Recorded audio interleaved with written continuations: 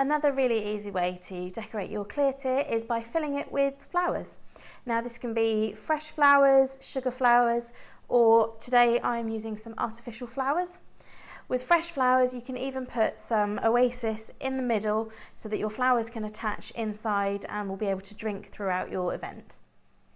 So to fill the clear tier with my flowers, I need to remove the lid.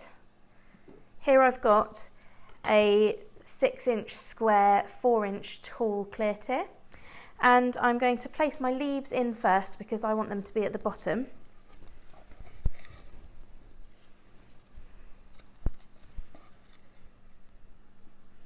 And once my leaves are in place, I'm going to put my flowers in. So carefully picking them up. Remember, you want your flowers pointing out so you can see the front of the flower rather than just the side of the flower.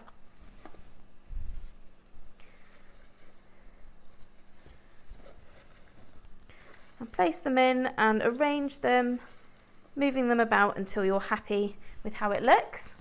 And then replace the lid and you're ready to attach it to your cake.